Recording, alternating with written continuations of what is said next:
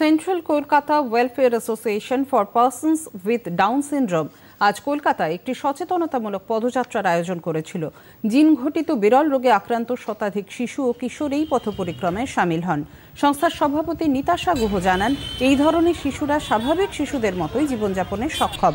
গবেষক ডক্টর দীপাঞ্জনা দত্ত জানান, এইসব শিশুদের সবার আগে সামাজিক অন্তর্ভুক্তিকরণ ও স্বীকৃতি প্রয়োজন।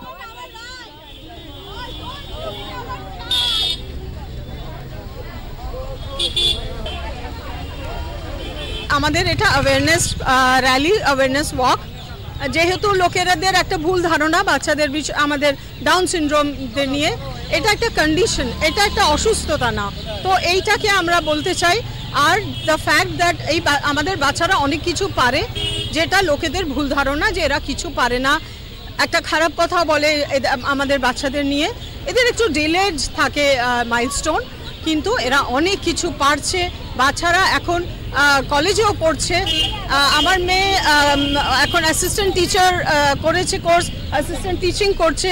এরা অনেক সব এই বাচ্চারা প্রত্যেক কিছু না কিছু জায়গায় তারা এক্সেল করছে, তারা প্রচণ্ড ভালো। আমাদের অ্যাওয়ারনেস প্রোগ্রাম এই কারণেই দরকার যে আজকে সাপোর্ট সিস্টেমের মাধ্যমে, ইন্টারভেনশনসের মাধ্যমে এই বাচ্চাগুলো কিন্তু অনেক কিছুই করছে। আমাদের মধ্যে আমরা পিয়ানিস্ট আছে, আমাদের মধ্যে ডান্সার্স আছে, এমনকি আমাদের মধ্যে কলকাতার বুকে কফি শপও চালাচ্ছেন কেউ কেউ।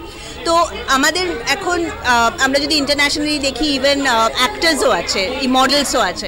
তাই জন্যে আমাদের এখানে কিন্তু এখন আর আগের মতন যে আমরা একটা বদ্ধ জায়গায় নেই, এদেরও সব কিছু ক্যাপাসিটি আছে। আর আমাদের সোশ্যালি ওপেন হতে হবে। এটা শুধু মেডিকেল সাপোর্ট সিস্টেম বাড়ানো না, সোশ্যাল সাপোর্ট সিস্টেমে এদের চাকরি, এদের সব কিছু দরকার, যাতে এরা একটা ডিগনিফাইড লাইফ লিড করতে পারে।